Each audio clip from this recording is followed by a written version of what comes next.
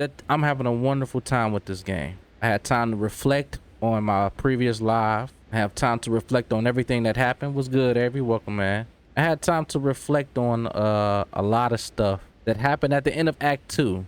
And let me just tell you, as I play this game gives me more of a one of them old school classic RPG games just brought to modern times. I am not exaggerating. This game, I'm about to reach here, y'all. It's gonna be crazy. But this game, I'm gonna go out of my way and say this. I'm putting this game in the same tier as some of the most iconic turn-based RPGs that you've played over the past decades. Final Fantasy VII, the original, Legend of Dragoon, Golden Sun, The Lost Age. All of these games that have a massive impact of their time, I am putting Clair Obscur in the same category. I'm putting it up there because I'm not really gonna glaze over this. I just want people to understand we've had great turn-based RPGs in the past. I know that there's Metaphor ReFantazio, and I've just finished the SMT5 Vengeance story. Two great. I haven't played Metaphor, but I know that the impact of Metaphor is really cool. But SMT5 Vengeance is like up there, man. It may not be as iconic, I wouldn't say iconic, but damn near it's a good turn-based RPG, especially for new players getting into it. It's a very fun, cool RPG. But for Clair Obscur, why is this game getting so much praise? And I'm gonna just simply tell you, this game's story is unbelievable. So Act 2, the end of it, just dropped a major bombshell that the world that they are living in. First of all, it was already leading up to all of the hype at the end of Act 2. Come to find out, Verso, his parents is the Paintress and Renoir, the guy who's been killing everybody in the game, and his sister is Mayel, or should we say Alicia, because they're basically both the same. So a bit of a recap. Verso that we see here is not even the real Verso. This is a version created by the Paintress. It is a image of her memories that she saw as Verso. This is not the real Verso. And I'm gonna go out my way and say right now that the real Verso is that little boy with the no face. The boy that's missing the face. I'm gonna assume that that is the real Verso.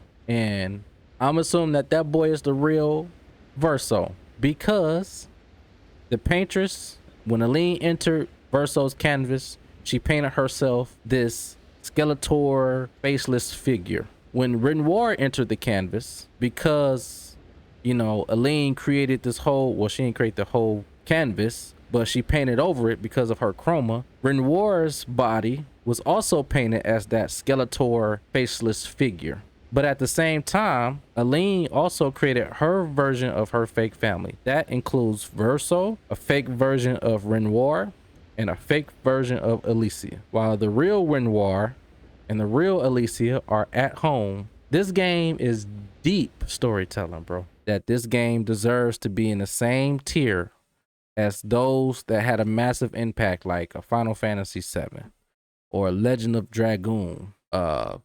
Any turn-based RPG that had a massive impact at that time, I think it deserves to be in that category. It is very difficult for me to say this because I don't want to sound like an asshole. I really believe that this game is more than just game of the year. The way that they tell this game's story, it connects so many dots. And this story is so captivating. Normally when I play an RPG game, most of the impact that I get will be just from the gameplay. The story is just the story. If it keeps me hooked, that's all that matters to me, as long as it's consistent of what the game story is telling me. It doesn't have to be super captivating or over the top or do any of these fancy things in order to keep me hooked. But Clair Obscur's story, it has me emotionally hooked. And that's crazy in today's time. For an RPG game. So Metaphor ReFantazio, never played it. I'm pretty sure it's cool. SMT5 Vengeance story was off the chain. Like when Dazai ended up turning heel, he got crazy with that power. And in the vengeance story, we had to fight them and all of that stuff. That shit was cool. But this story, it grabs me emotionally, man. I cannot explain it to you. I was reflecting yesterday about what Claire was telling Mayel, you know, in the epilogue. She mentioned, I could be reaching. She mentioned writers and painters. We never get to see the writers in this game. Maybe I'm reaching, just maybe, hear me out. But when Claire mentioned the writers and that their family is painters and they can create these beautiful worlds, let's think about this for a second. Because this might be a bar that can reach out in the real world secretly, that they could have been throwing shade at these companies. This family can create beautiful worlds, okay? And you can get stuck in it. You can get lost in these worlds and you can become part of that world. Like, these are painters, really good, talented painters, okay? AKA really good, talented developers. The writers are these companies who wants to inflict their will, their issues, their way onto these painters, and they're at war with each other. I could be reaching, but to me, that sounds like a diss to these companies that don't even allow these developers to have their way and create such a wonderful game.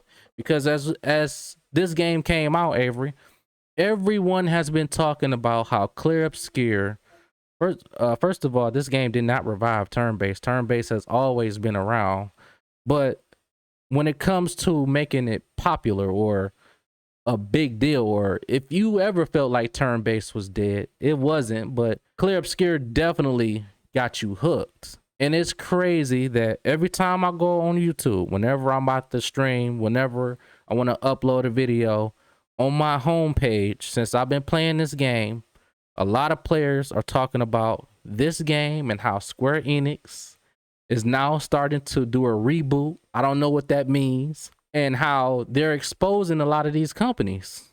I just felt that that type of dialogue in this game might have been a diss a little bit. It might have been a diss a little bit. Maybe it's just me, but I thought it was a little diss for the writers and the painters, aka developers in these companies. Maybe that's just me. Maybe I'm overthinking it, man. But as far as this game go, man, yeah, I agree, bro. This is 100% a modern day classic.